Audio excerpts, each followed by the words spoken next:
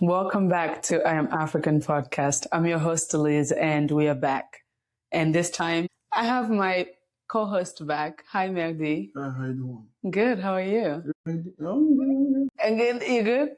All right. Okay. Well, I'm excited to have you back. And of course, people have missed you. Well, anyways, today we are back. We are talking about the updates. What's been happening in the World Cup? There's been a lot of things that have happened in the last week, and we had African teams that qualified to the knockout stage, and we have a lot of updates.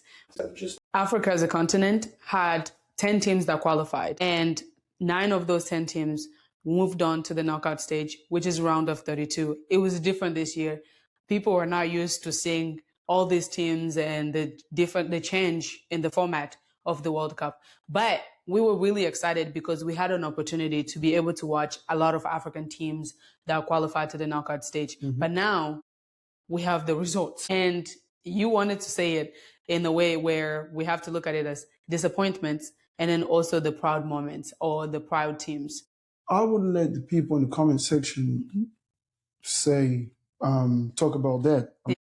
Of course, it's a mixed feelings between pride of having not a 9 out of 10 qualify for the next round, but also it comes with a little disappointment when you see how the majority of these teams got out of the competition. So, of course, we are in between pride and the feeling of wondering if we could have done more than that. We will let you decide if we as Africans should feel more proud or more disappointed by the result of African teams. I guess you can think about it in terms of let's look at it as an individual team, right? As a continent, we are proud of the fact that we had 10 teams come to this World Cup. 10 countries were in the World Cup, and 9 out of 10 moved on to round of 32.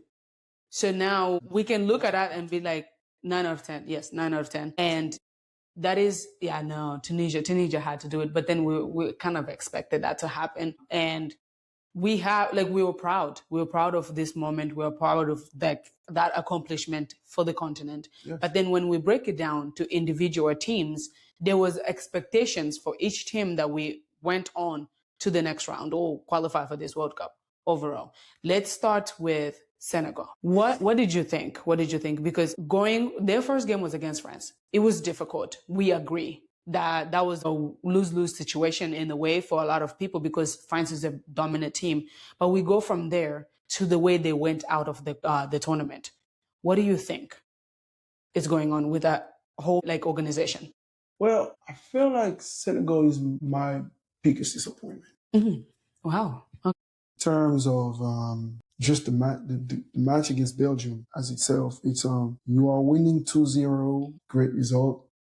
Even though I'll say half of the people thought that they would beat Senegal and beat Belgium, and the other half thought that Belgium would win because it was 2 teams that did not look great during the group phase. So It was like half-half. You might go from one way or the other.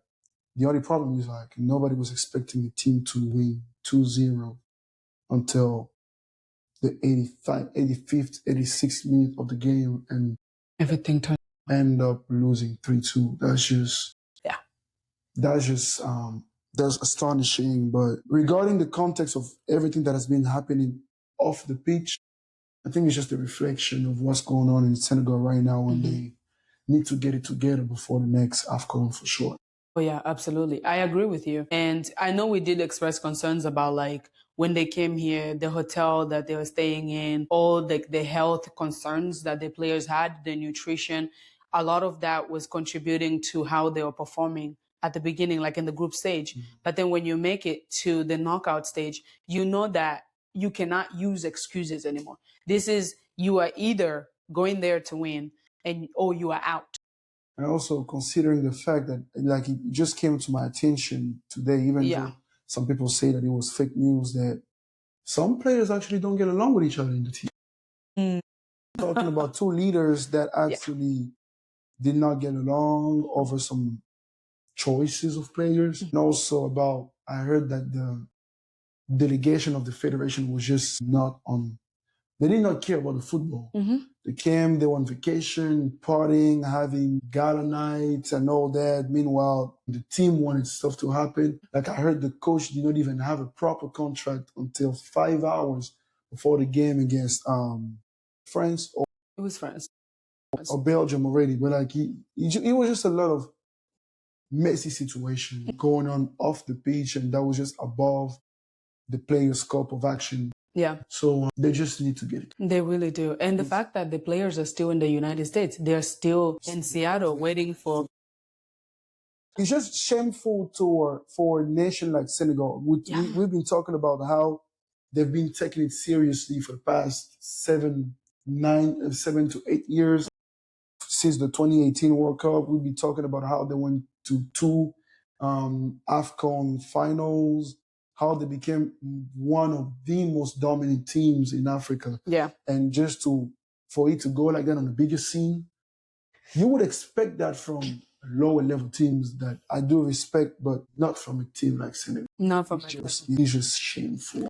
I think you and I sat here, right? And we both agreed that if there was going to be an African team to win the World Cup, it would have been Senegal or Morocco. Yes. And right now we are talking about, I feel like this World Cup exposed the organization more and the federation, and it exposed them more than it actually gave us confidence in the team and like the federation and how they're going to.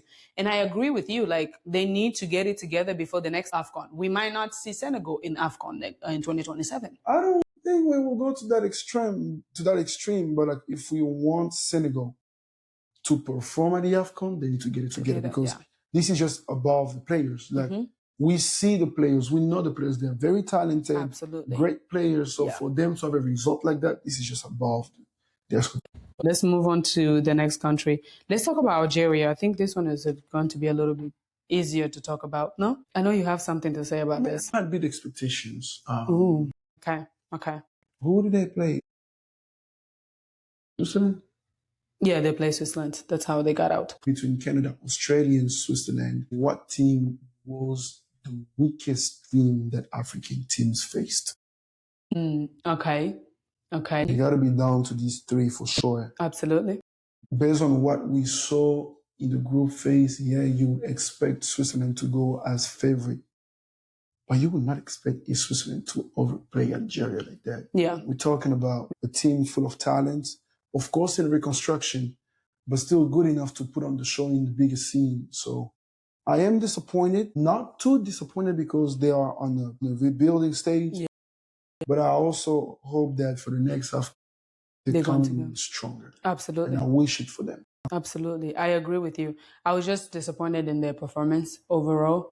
Like looking at other African teams and the level of performance, like the game that they came with, the plan, and like even the managers, everybody looked like they came with the plan to win. But Algeria came with a plan to just play to the best of their abilities. Like that's what it looked like. It didn't even look like they had a plan when they came to play this game. But they're out. To be honest with you, when we started this, I said them and Tunisia were one of the teams that I didn't really have higher expectations for. And the fact that they made it to round of 32, the knockout stages, it was good. It was good for them. But at the same time, the level of performance that they showed in that game, to me, it just kind of reflected my expectations for them. Yeah. Let's talk about Ivory Coast because we talked about Senegal, Algeria. Let's talk about Ivory Coast. There is a lot to unpack about this team. Ivory Coast is the first thing you think about when you are actually in the middle between pride and frustration. Absolutely. It's like, that's the first thing you would obviously think about. I don't remember Ivory Coast playing a single bad game in this world. Absolutely. Good first game, amazing second game, even though they lost. Good third game, and the fourth game too. Yeah. It's just the last minutes. It's always the last minutes in African teams. Yeah. They were doing great, equalized to Norway. They had several occasions, many occasions to win. And everything just faded away at that second goal from Haaland at the 86th minute. But I want to think that there is also some coaching mistakes. Yeah, absolutely.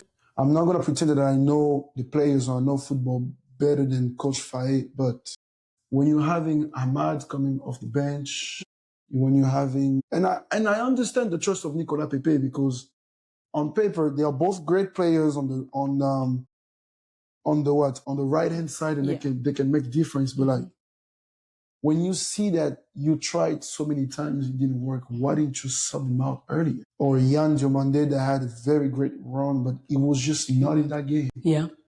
And you know you got the players on the bench that can do the work. Why didn't you dare? Why didn't you try? Like, we've seen that on the biggest scene, like 2022 World Cup final. Didier Deschamps is seeing that Dembele and Griezmann are not doing anything in the final. He subbed them out. Yeah. He subbed two World Cup champions out of the game before halftime. Or at halftime, but I know it was by halftime. He already made the big names of the French team were out. Yeah. Because he had to make changes when time was needed. Maybe that would forever be an if statement. Had he done the changes earlier, maybe it would have been through on to the next round. We'll never know. I'm proud of this Ivorian team. Honestly, I was not expecting much. Remember when we were talking about Ahmad having a great World Cup, and I was just like, you know, they have good names, full of potential, young players, but like, they just need more time. But they just showed the whole world that that's their time. Yeah. And I do believe that beside Morocco, they are coming as the contender for the next. Oh, absolutely. I agree with you. And I've had conversation with Ivorians. They have expressed concerns about politics being involved in sports and in this World Cup, especially from Ivory Coast side of things. They are saying that politicians have been playing, like, you know, some of the players on the team were not happy about not getting playing time or like not starting. So they reached out to politicians that they know. And those politicians are paying coaches or trying to influence the decisions that the coach is making on that team. And that's part of the reason why some of the stars on the team came off the bench instead of starting and actually having a bigger impact on the team. And a lot of Ivorians were frustrated with the fact that like politics are getting involved, and they are calling it corruption. Basically, that's what it is. You have politicians that are influencing what's happening, and all these young players, all these fans are getting affected by the results of their action. I was about to say that's Africa. I know. Now we've seen that it's also happening on the international scene. Yeah, all over the place. When some people give phone calls to cancel some red cards. So yeah, it's not Africa anymore. It's not just an African thing.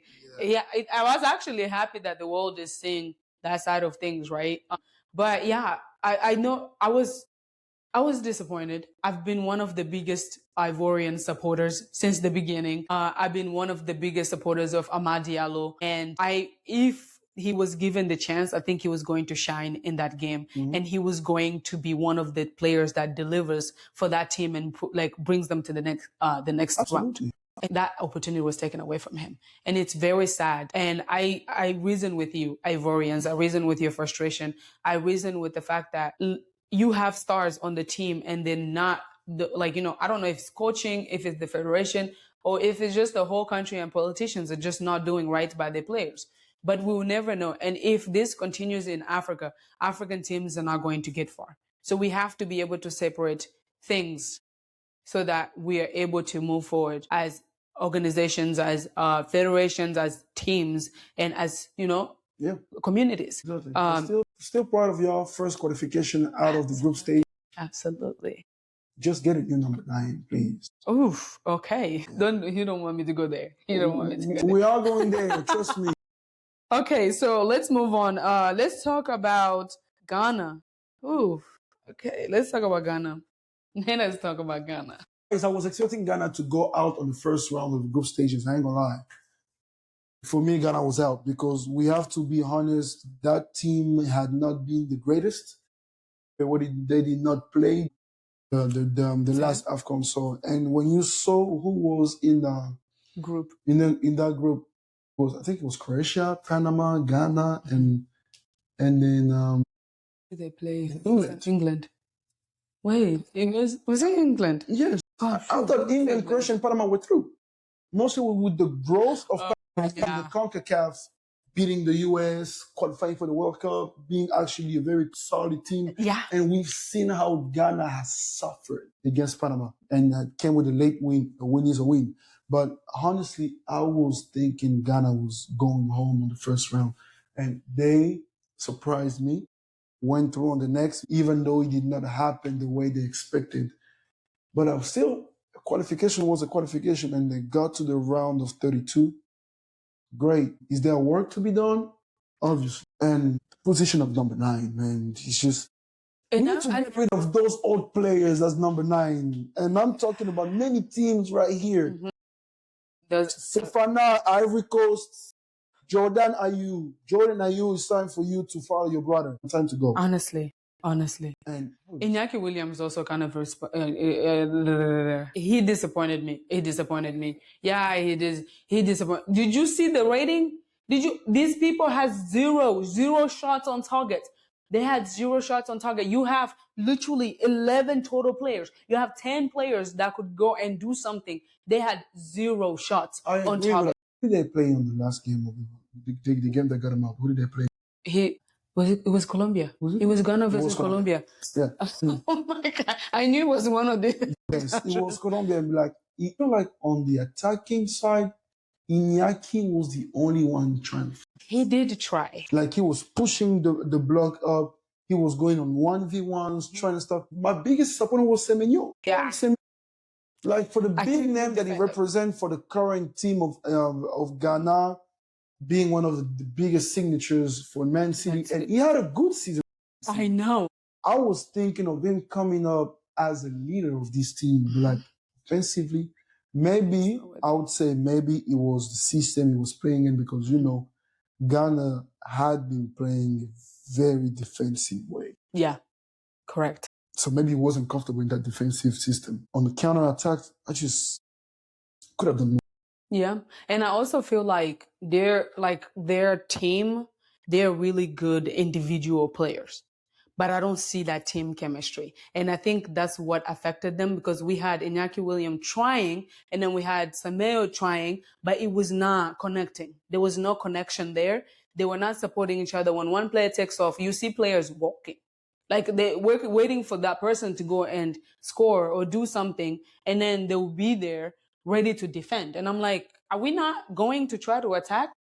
For sure. I mean, for that to happen, you got like over the past 10 years, we've seen that teams in Africa that perform better always have 2 things in common. Coaches that have been sitting on the bench for at least 3.5 years. Yeah.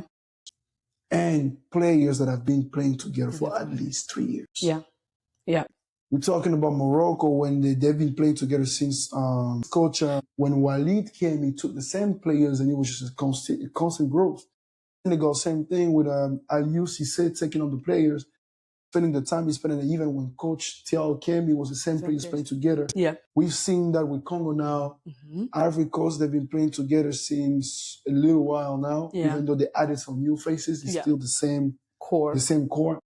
I think Ghana should do the same, give a longer time to coaches and let the players play together. And now you can see the chemistry coming. Oh, absolutely. I absolutely agree with that. But it was definitely a disappointment to see what Ghana did, showing up and not playing. Like I was trying to imagine that game. I was so frustrated. I went live on TikTok because how could you as a team of your caliber, like you're the Black Stars of Africa, you come here and you show up and you don't do anything. Like it was disappointing. You also have to. They did, but I feel like Ghana could have given them a little bit more competition. Maybe they would have had a shot. I mean, African teams against Colombia, they always leave you with sentiment and feelings that they could have done better. Trust me. That is true. It's relatable. We know what we're talking about. Okay. Calm down now. Calm down. Let's talk about Congo.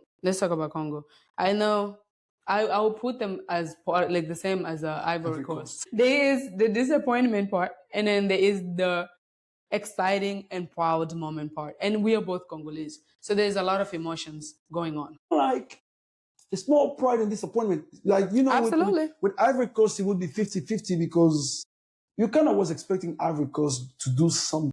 based on the players they have. And now you look at Congo. Wait, you were not expecting? No, it kind of was. Okay. I mean, when you look at Congo, they had not an international level experience of game yet. And even friendly games we used to play with international teams, they were not like top level teams. We were playing like some Middle Eastern teams and some islands. So for us to come strong, bam, draw against Portugal in a game that was actually open for us to win as much as it was open for them to win, went through a big disappointment against Colombia because we just did not play. We were shut down. And even the players know that because Noah Sadiki when he was giving an interview, said that he did not play good against Colombia. He did not play well. Yeah. And then astonishing performance come back against Uzbekistan. that was playing very defensive. And the game against England, that is always, I would say, if it was a destroying performance from England, I would have not been hurt. I would have been like, hey, we came on, we qualified for the next round. Amazing. First time ever. We just met England. And we just lost 4-5-6-0. It's okay. But for us to start with a banger at 6 minutes, which we've never done that. We literally concede. Yeah, we always conceded in the first 10 minutes, but we scored, and what a goal. Close angle, get the ball on your left foot, put the ball on your right foot, shoot it on a close angle against a big goalkeeper, and then you score at the 6 minutes of the game. Yeah. How like your first international goal ever on the round of 32. That's where the sorrow feeling comes from. Just like they gave us hope, rightfully. They rightfully gave us hope because even Thomas Tuchel said the first 20 minutes, Congo was on it, on the ball, playing tiki-taka, some Guardiola level of game that I'd never seen before. Actually, I've seen that before against Algeria. But it's just, and then for us to lose in the last 15 minutes of the game, because honestly, I was on the countdown when we reached 70 minutes. I was just like, come on, guys, 20 more. I know, we are there. There is levels to it. Theirs were higher. Like I said, with all due respect, they have Harry Kane. No. I'm going to stop you there. We have great players. They have Harry Kane. No. I'm going to stop you there. That's the same Harry Kane that these players shut down for 86 minutes. The first goal, that was a lucky goal. It only happened because of miscommunication with our defenders. Second goal, same thing, miscommunication with our defenders. But here's the thing. Harry Kane didn't really do anything in that game. The only time that he did something was when he just happened to be in a space where he was wide open and jumped. They passed him the ball, jumped. Defensively, that man was nowhere to be found. He was not creating chances. He took advantage of an opportunity and chances before the goal, his first goal. And guess what? His first goal was on his third shot. That's the point. Good players, good to be on a good form the whole game to perform good. No. Good players. Okay. Don't need all that. He can be trash for 80 minutes, and on the last 10 minutes, he will give you 2 bangers and qualify his team. He was clutch, and sometimes you need those clutch moments. The same way Wisa was clutch against Uzbekistan, and of course against Portugal, like scoring an equalizer in the stopping time of the first half. Yeah, he was clutch, and that's what great players do. They don't need much. One mistake from your part, he will punch. But I feel like we're giving Harry Kane too much credit, though. Like I feel like Congo defeated themselves. I honestly feel I don't think England... Yeah, we're giving too much credit to Harry Kane. Harry Kane is not the same Harry Kane. He's old and he's washed. He didn't play the way he's supposed to be playing. Yes. No. This is I Am African podcast, but we're going to do a quick history. That's he started as at the same time as Mbappe. Yeah. And do you know how many goals does Harry Kane have in the World Cup? He has almost the same as Messi, and he got 14 goals. In this World Cup or total? In total. Okay. In this World Cup, I think he has 6, I think. 6. He's not washed. He never had 6 But goals. just scoring goals doesn't make you the best player. Scoring goals Yes, doesn't make you the best qualify player. your team when your team is But he literally didn't do it himself. He didn't do it himself. People were there supporting him. Jude Bellingham was there. Bellingham was out. Bellingham played. Yeah, he played. Yeah, Rashford was also in and helped Kane. Nope. It was the change of Gordon. When Anthony Gordon got on the pitch, placing Rashford, gave 2 assists. So Rashford did not do anything that game. But that's the problem. Always need 11 players to play. So we're not taking out the fact that he was helped, but it's just great players come clutch, and he did it. We have to give him credit. I think Congo defeated themselves. If there was no miscommunication in defense and they got it together, but that's they the problem. defeated themselves. I don't think England beat Congo. I think Congo beat themselves. That's the problem. That's the problem. That's football. Football, when you make a mistake, you're gonna be punished. Yeah. And that's it. Whether you say we defeated them ourselves or they won us or not, they seized the occasion and they scored 2 goals on us in 10 minutes. That's it. Yeah. And he qualified his team. But the thing is, aside from that disappointing loss and Congo going home, they put the world on alert. They left the World Cup and everyone was like, Democratic Republic of Congo. I mean, the whole of Atlanta was there at that last game because they saw the first performance. They saw how they performed against Uzbekistan.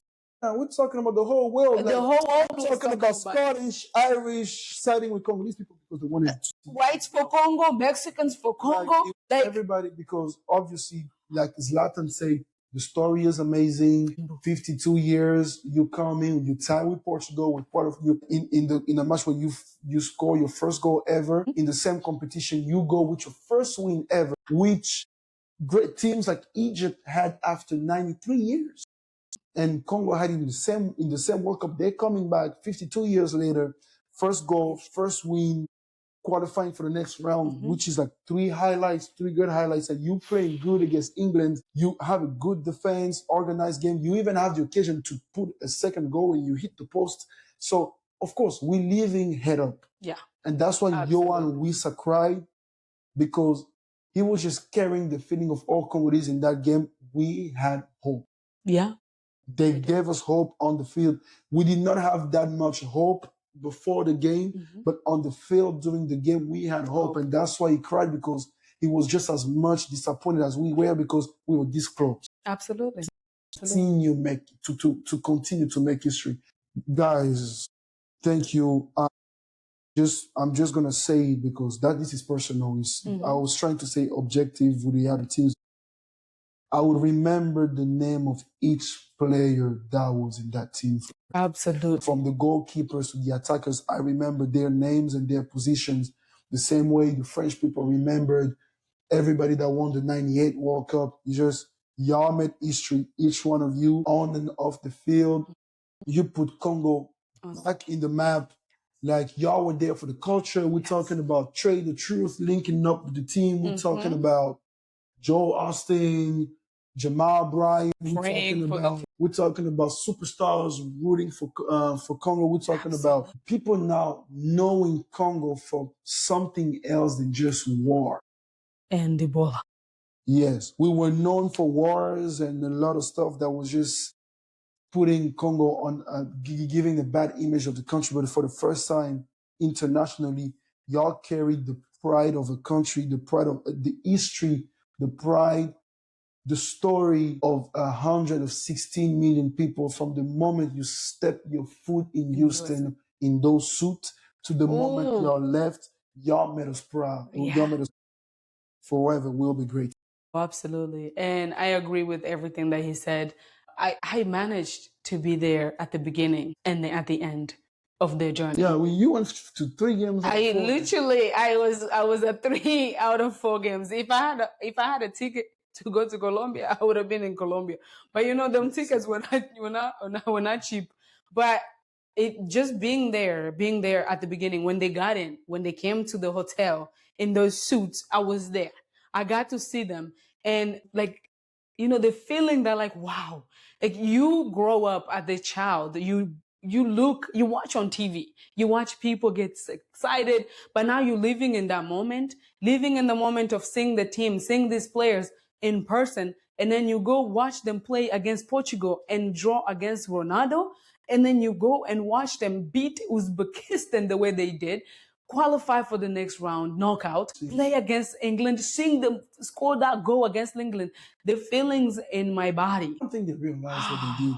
That's what I was telling to somebody. My whole life, I was watching the World Cup supporting other teams. Yeah. Yeah. My whole life. Some other African countries had the luxury to support their teams 3, 4, 5, 6, 7 times. Like my whole life, it was 2010. You watching. And like Iniesta, I'll be rooting for Spain. 2014, I want Neymar to win at home. Yeah, I'm waiting for Neymar. 2018, yeah, that's Neymar's redemption story. 2022, yeah, man, Mbappe might go for the back-to-back, or Messi got to win it. So it was always another team. And for this time, not only did we have the chance to support our team, but we had the opportunity to have hope on going on to next levels. Maybe they'll realize what they did 30 years from now. Right now, they don't know what they did. Yeah. But enough of a lot of subjectivity. Let's go back to being objective and now talk about what did not work against England. Ooh. Coaching wise, player wise, tactic wise. I feel like, okay, hear me out. I think the formation that we had, I think you and I talked about this. That formation worked. After we scored that one goal, I think it should have gone back to the regular formation. 5-4? Should it have gone back?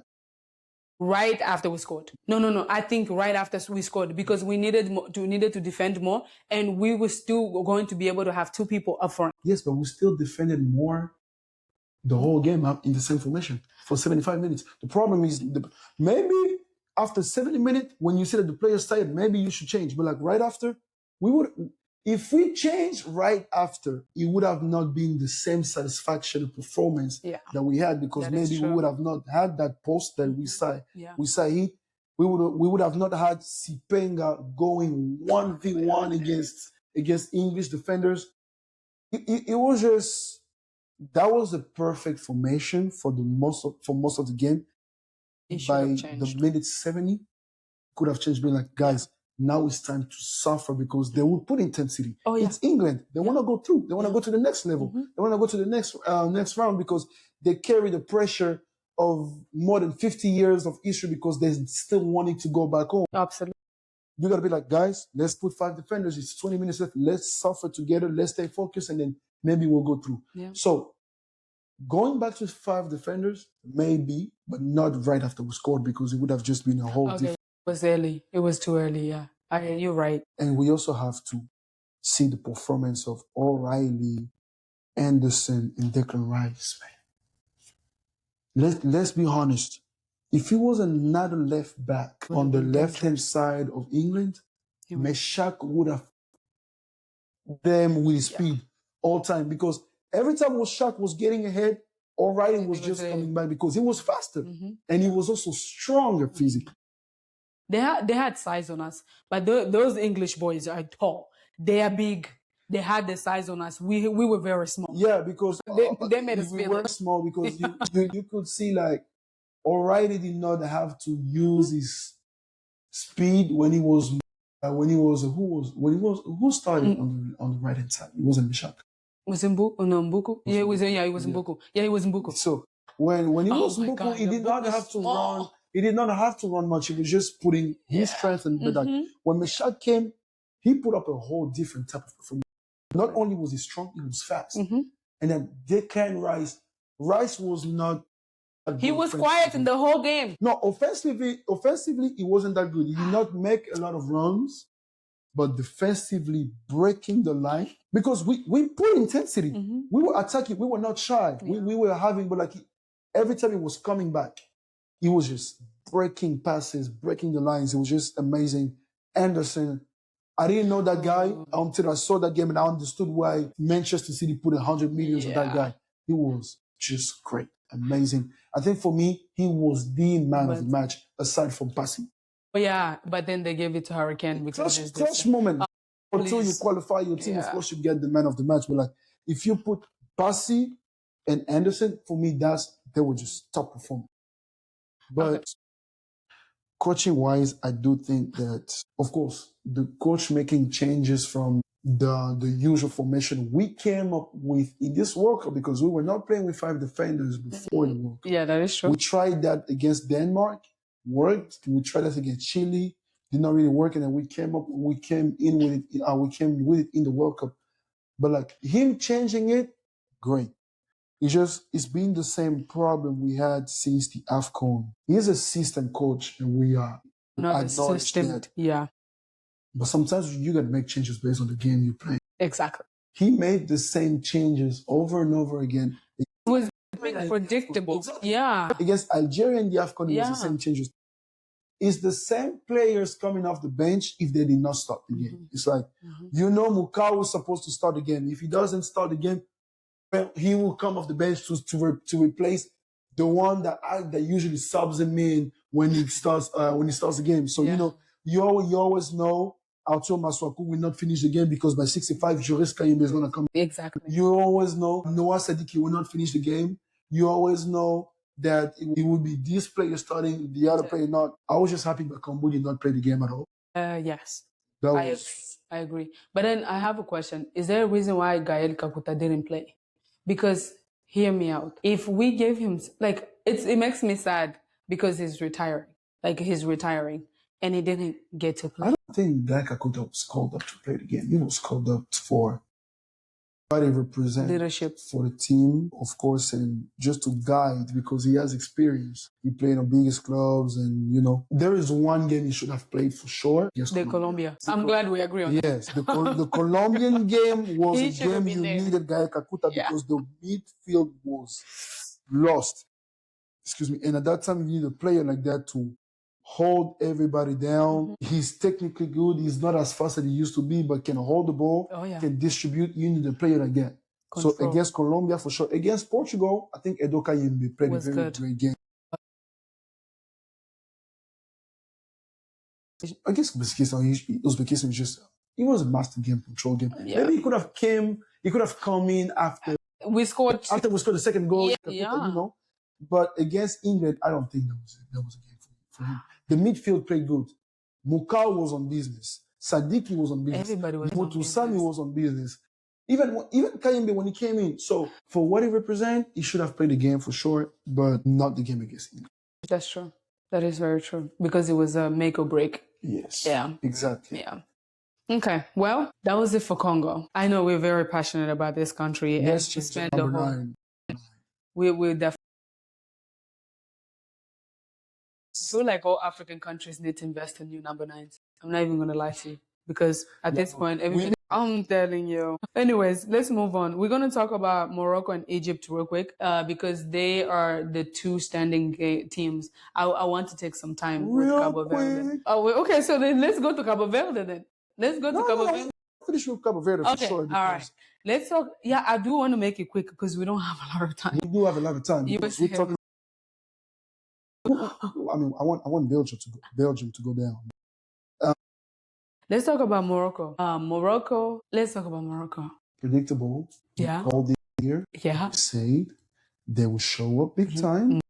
They have shown up big time so far. Yeah. We expect them in the semifinal. I don't know because that French team is very monstrous, but amazing Morocco.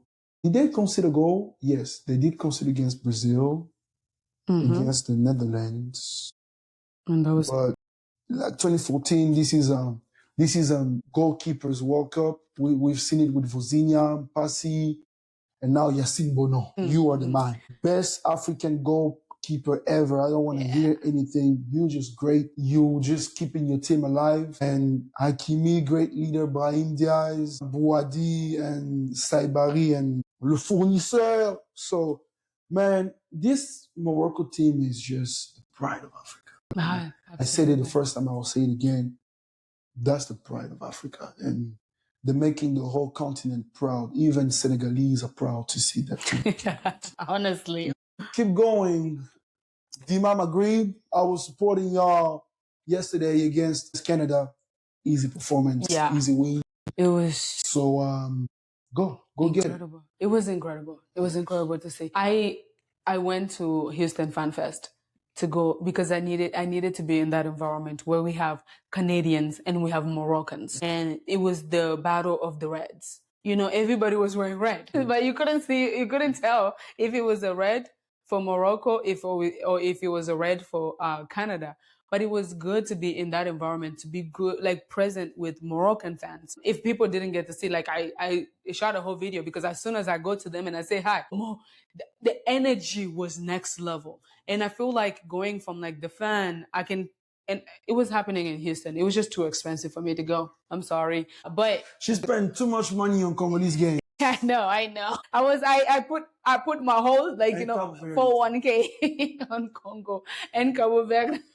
But listen, the energy that Moroccan fans have, the Moroccan team, the whole continent of Africa was backing them. This was one of those teams where like we only have 2 teams left. Out of 10, we have 2 teams that were playing in round of 16.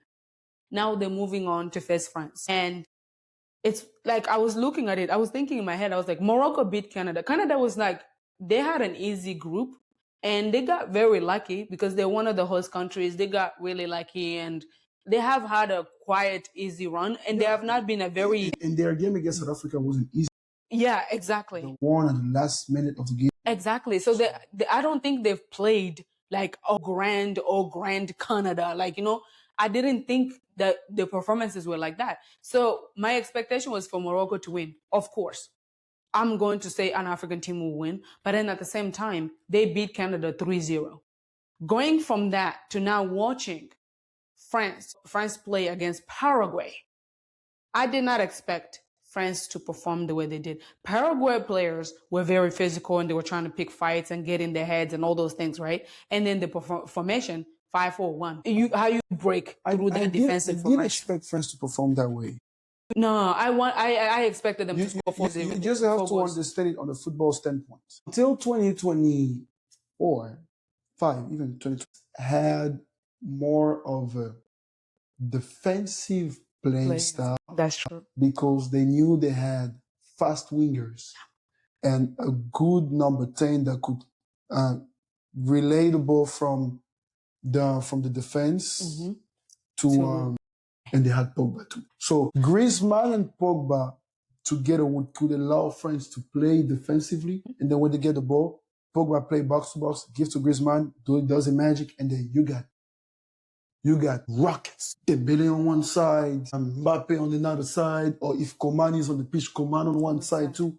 So it was easy for them to play defensively and win games. Yeah. But since from 2024 to now, with a different midfield style, with Rabiot coming back to the team, with Kanté not being as fast as it used to be, and also Dembele, not only Dembele, having the front of PSG players taking in, it became a different style of game. And the type of style was we playing possession. Now France has become a possession team. You see the ball circulating, Mbappe not making too many rounds anymore. Like they get the ball, Dembele will distribute the ball, and they have players that don't need to go fast because when they have the ball, they can keep the ball and good in 1v1s. You got Dembele, Barcola, Olise, Cherki. The whole team. Even Manu Gusto. It's a different type of game. It's a different type of team. So now, when you see teams that play possessions, face teams that just come to park the bus, that's the type of game you should expect. I was expecting that game because I saw Paraguay playing Germany. I saw how it went. So I was expecting this type of play. And I was telling somebody that it was like 5 or 10 minutes before the penalty happened. The only way for France to win that game, penalty or shot from outside the box. Yeah, because it was not happening. Yes, it was like, if you're trying to go and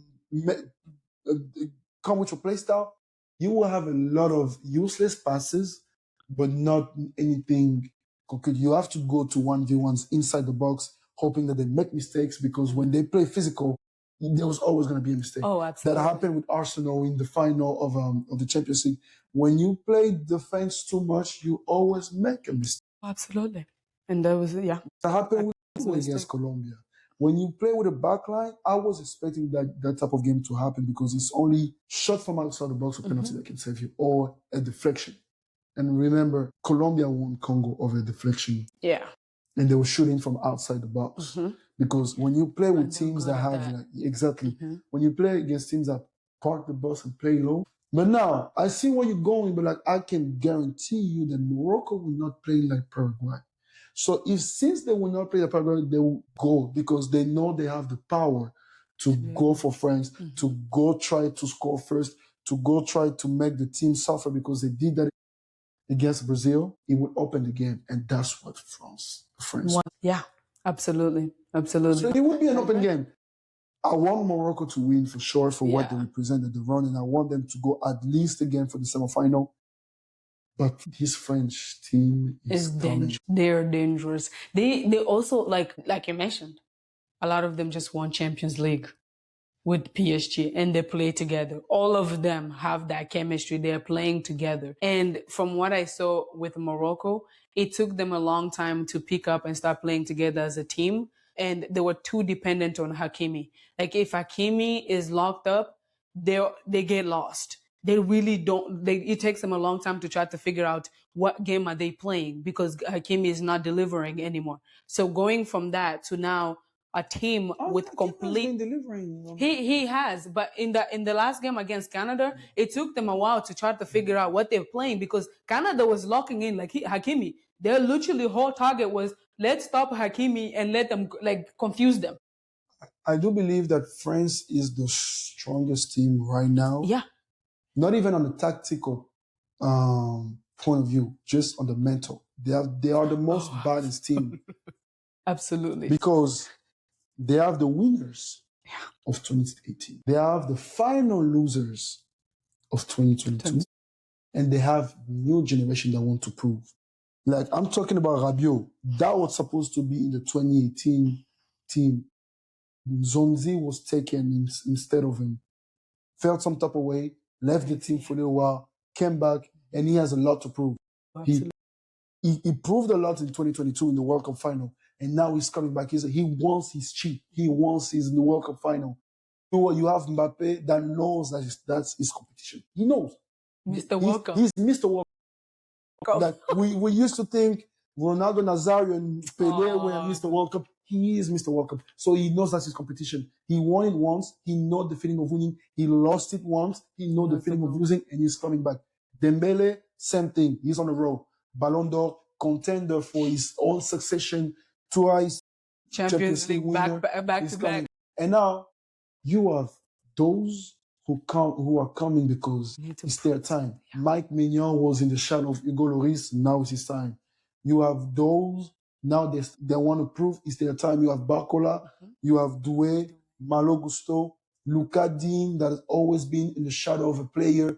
First it was Bakary Sagna, then it was Theo Hernandez, and now that's his time.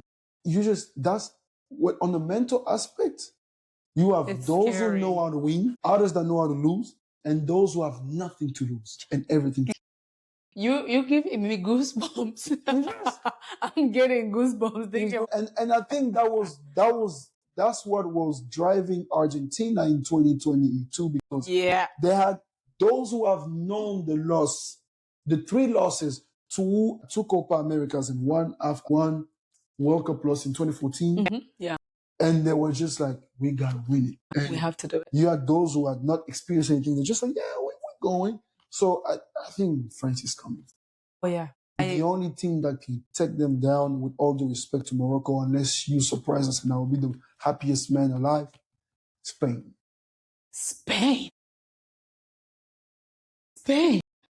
Wait, is it because Spain beat Portugal?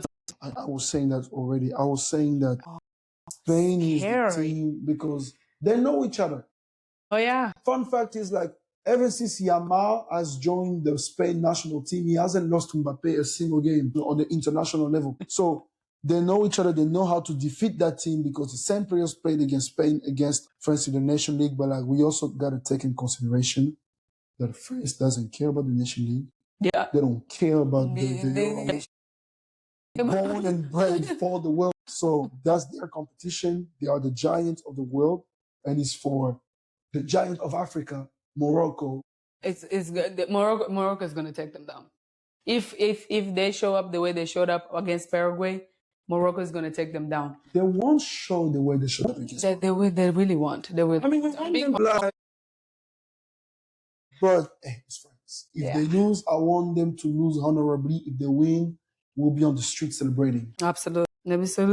Let's move on to Egypt, to the Pharaohs. I know. I had to save them close to last, second to last for you, because you called it. Yeah? You called it. You've been calling it, and they've been delivering. So we came with no expectation. Of course, when you have a history of always winning your games and tying them and not making it to the next round, we're happy you're here, you know. But Pharaoh is awake. And Argentina got to watch out. Argentina has to watch out. Argentina has to watch out because they're not on the greatest run. Mm-hmm. And we'll talk about that on the last team we're going to talk about. And those Egyptians are just bloodthirsty. They're hungry. They are. And they're looking for a goat. They're looking for another goat to send home. Great team. It was hard against Australia. And like I said, I don't know for the African teams that played on the round of 32. I don't know which team was the weakest between Switzerland, Australia, and Canada. It was hard against Australia, got taken to the penalty shootout. It's just, and I will talk about that. We will talk about after we talk about all the African teams. But twice you winning the game, you scored first, and twice you get equalized on by your own goal from the same player. Same thing against Belgium repeated itself against Australia. It wasn't a game that was supposed to be taken to the penalty shootouts. Yeah. Obviously. Yeah. But they came in prepared, and I salute them for that. Mohamed Salah was kind of invisible in that game because I just feel like Salah has certain players that when he plays with, he shines. And when you try other tactics, and I love the Egyptian coach, he just needs to know how to make Mohamed Salah be on his most dangerous side. Absolutely. I agree. Yeah, but I agree. I salute them. I respect them. Yeah. 2 wins in the World Cup. That's great. You're going to the next step. That's where we've been expecting Egypt to go for the last 92 years for what they represent for the continent. Yeah. Like 7 AFCONs, the most finals played in the AFCON. The first African team to ever play the World Cup. Yeah. For what you represent for the continent, that's where we were expecting Egypt, and we're just happy. And we hope that you will go to the next round. Oh, yeah. And I honestly have a strong feeling that Egypt is going to take down Argentina. And from what we saw, we're about to talk about this team that almost sent Messi and Argentina home. And if they can do that, I feel like Mohamed Salah and the Pharaohs are going to do that. And they're going to send the second GOAT left in this game home. And that is going to happen. Egypt versus Argentina. Egypt is going to knock out Argentina and send them home. And you heard it here first. And don't come back and say, I didn't tell you, because I called that Ronaldo is going to go home and is going to retire. And exactly what I said happened. So you heard it here first. Come here and let's talk. Neymar is also retired. We're going to say R.I.P. to everybody that's farewell, R.I.P. But hey, rest in paradise. They can go on the beach. Listen, okay, let's talk about Cabo Verde. Cabo Verde. Listen, actually, Cabo Verde. Cabo Verde. I'll say one thing.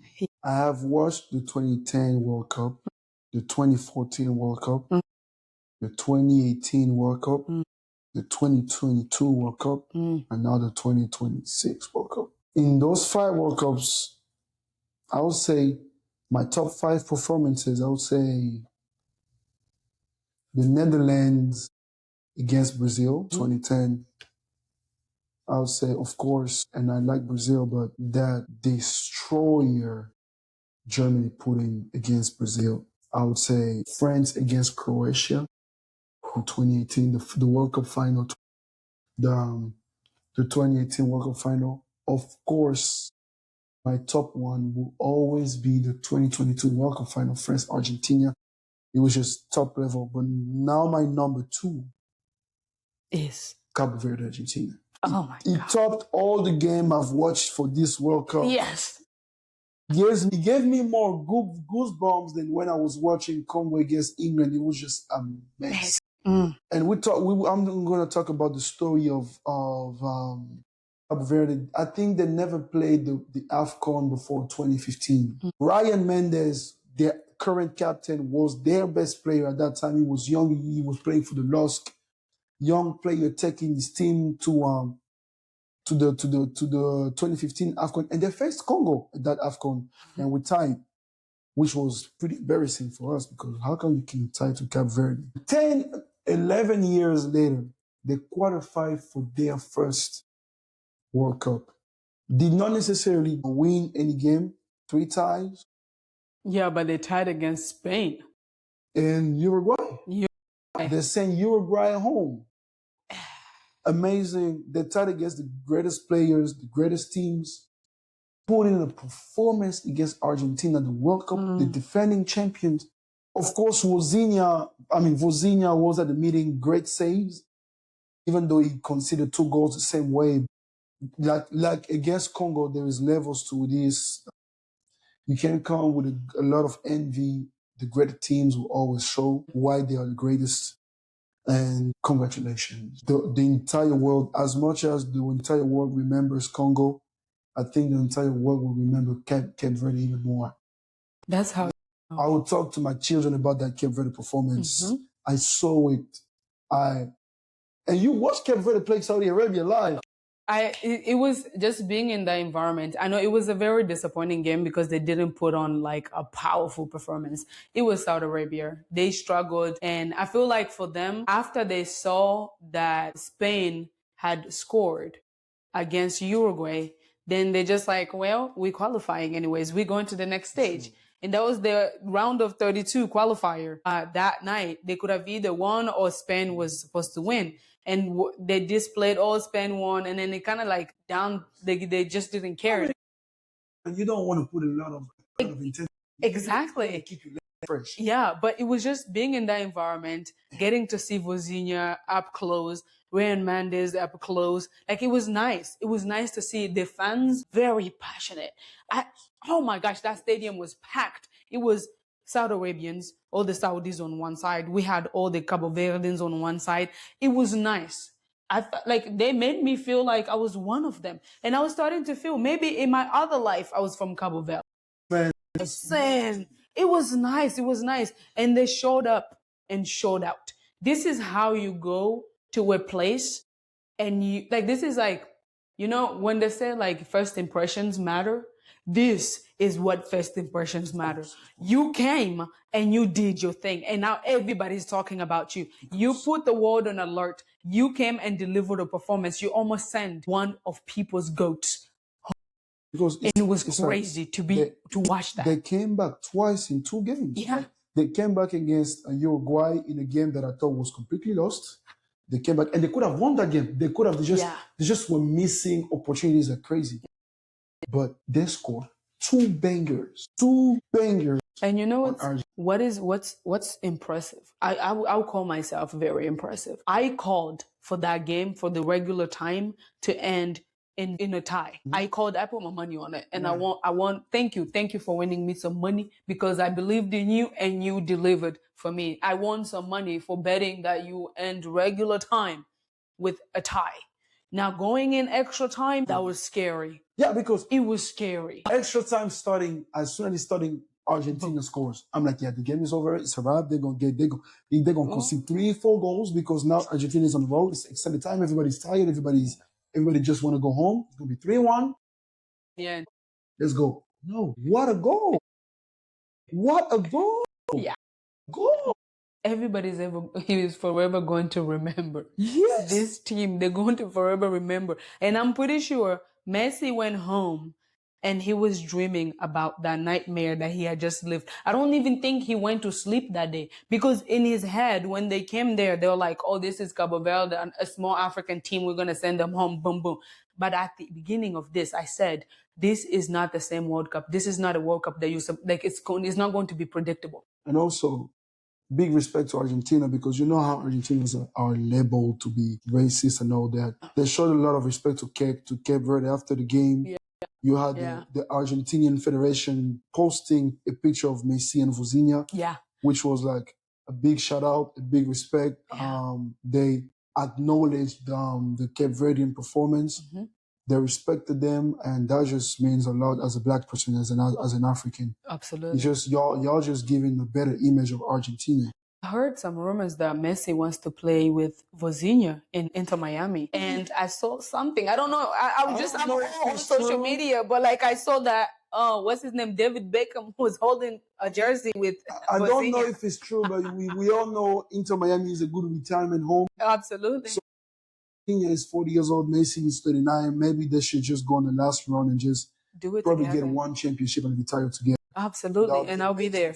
But what a game. Congratulations to Argentina because you always got to congratulate the winner. Absolutely. We hope you lose to Egypt on the next round. Absolutely. Obviously. But if they win, they are not a contender for this World Cup. They are actually coming for their own succession. Absolutely. I agree. I feel like if they win against Egypt, it's over for everybody else. I think it's going to be over for everybody else. It's going to be an Argentina-France situation. Yeah. No worries. Let's move on. I feel like that was the last African World Cup team. I do want to say this. We skip South Africa. I forgot about them because they always forget about everybody else. No, you just... South Africa's performance, and that's why I'll make the transition, is just like the image of African teams in this round of 32. Is you playing a big team, you can hold them at a tie or win them, and then in the last minute of the game, you're losing it. They were the first one to lead the way into that because it was the first game. Mm-hmm. And then Ivory Coast followed, then Congo followed, then Senegal followed, and you just... It's just a lot of people follow. And that's where I wanted to get African teams. There was this former Slav coach that said that after Natongo, when he got his red card for Belgium, and there was this Slavic coach that just said that that's the problem with black players. They always lack concentration at the last minute of the game. Like when I used to be a coach, we used to like do a lot to have them focused at the last minutes of the games. He got called out every name possible. Racist, white supremacist. You just can't say that on TV. South Africa, Ivory Coast, Congo, Senegal. Same thing happened. Last 15 minutes of the game, fumble. Same thing happened. Sometimes we have to go look past race and see what is actually true when it comes to... Okay. I'm sorry. That criticism, that was the racial targeting criticism. That's why he did. And that turned out to be true. There were parts of it that he said that a lot of other people have said, and they have said it in a more positive way that was not racially... Well, I am sorry to say that... A lot of people have called that were not racially motivated. Listen, he said black players, African players turn out to be black. And if 4 African teams that lost the same way, sometimes let's cut the crap with that victim mentality and see the way it is. African teams fumbled because they just lack concentration at the end. And they all say that. All the teams say that. We have seen that. And it hurts more as Congolese and Ivorians because we were so close. I'm pretty sure you got to hurt more for Senegalese. But and they still got to deal with all the drama exactly. That's going on. So it's just, you just got to do better. Yeah. Like we have to do better because if it was an isolated case, easy. Like, I'm not saying that we have not seen Europeans or South American players fumbling at the last minutes of the game. We've seen that. But on this, South Africa could have gone extended time. I don't know if they would have won because that game was completely dominated by Canada. They could have gone extended time or maybe penalty shootout and then hoped to have a better result. Yeah. Congo just needed 15 minutes. Senegal needed 6. Ivory Coast, same thing, needed 20 minutes, 15 minutes to go extend the time, and they had occasions they could have won the game. Ghana, no. Obviously, it leaves up to the room to say that we need to be more focused in the last minute. Oh yeah, If absolutely. we don't have the legs to run, let's make the change. That's what that. Yeah, I think there were some changes that were made pretty early that could have been saved to be made later in the game. I don't know for Congo, not really, because it was the same defenders. They were doing great, so they were not tired. It was just a lack of focus, because, like Lovren said, when he said, "I cannot understand how we took that goal. We are not Congo." They did that, and I'm happy that happened to them, because it shows that their level is also bad. But like on the sport level side, you cannot have 3 players in the box. There is a cross, and nobody's jumping. So there was miscommunication. It's always miscommunication. I saw it. It was a miscommunication when the ball came from the right side before switching up to the left. Mm-hmm. But on the cross, you don't need to communicate. Just shot. Do what you need to do. Yeah. I don't know what Sadiki was doing there, because he was the shortest player. In the group of them tall British people. So it happened. It hurt me the most, because the most desperate shot was stopped by Mpasi, and we considered the goal this way. And we had them on every cross. We're proud of you, Africa. First time ever 10 teams qualified. 9 made up, 9 went to the next round. Amazing. And we only had, I think, 2 African teams among the best, the best thirds. That means that 7 African teams were among the first 2 teams to be qualified. Yeah. Amazing. Yeah. There is work to be done. We'll come back to 2030. It's going to be partially in Africa. Mm-hmm. We're going to come strong. For the good teams, for the teams that were on a good run, come with the same energy and the same run to the next AFCON. I'm talking about Ivory Coast. I'm talking about Congo. I'm talking about Cape Verde. And I'm talking about Egypt and Morocco. For the teams that need to be better, like Ghana and then Algeria and Senegal, fix it, get it together, come. Tunisia, same thing. And for those who have the chance to qualify for the AFCON, like Cameroon, Nigeria, and the team that did not perform, maybe Central African Republic, who knows. Come back, let's put in a show in the next AFCON. We'll see what happens. Yeah. Wait, before we end, I do want to talk about this whole red card controversial situation that's going on. I know. The US is playing as we speak. This is I Am African podcast. But here's the thing. We talked about politics being involved in Africa. Politicians influencing the game and the impact that had on Ivory Coast. Now we are seeing that happening on the West, where the US president called FIFA president to review a decision that was made and reversed a red card decision. A lot of people went and lost their mind. There are people that feel like the red card was harsh. It was much emotionally driven by the referees. He almost broke an ankle. I know. I posted the picture, and people are like, "Oh, VAR should have not made a decision based on a standstill image." Here's the thing. Here's my problem. We have a lot of first timers watching the World Cup, watching this sport, because it's here in the US, Mexico, and Canada. And we have people that don't really understand this sport. They don't understand the bylaws of this sport. They don't understand the rules watching this sport. When a decision is made, I don't care how the decision was made. After the ref makes a decision, VAR reviews and confirms the referee decision. It's done. There has been at no time has there ever been a time where someone will call after the game has ended and make FIFA any kind of organization. There have been cases where they review them by teams can challenge cards. Correct. Yellow cards and red cards, where team can challenge, and most of the time is to reduce the time of his. Exactly. Or maybe cancel. It happens before. It's never been canceled. It has been canceled. But it never came from, it always comes from the federation, like teams filing a complaint. not the president of a country. That is giving, like, there's a lot of bias behind it, because when you have a president of a host country call the president of FIFA to challenge a decision, people are saying there's a lot of influence behind that, because you are a host country. If it didn't go in your favor, then what happens? What happens to the World Cup matches in your country that you're hosting? What happened to, like, the whole World Cup overall? Well, Belgium has challenged. And FIFA came back and said there is no ground for them to challenge it. Yeah, they already came back, released a statement and said there is no ground for Belgium to challenge that. Because you know why? It didn't happen in a game that was US versus Belgium.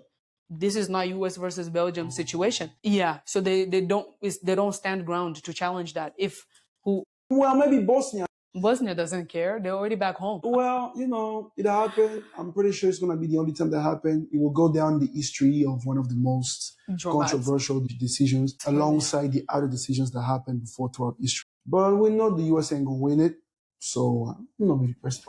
USA. Hope the US win Belgium. Anyways, thank you so much, everyone, for tuning in.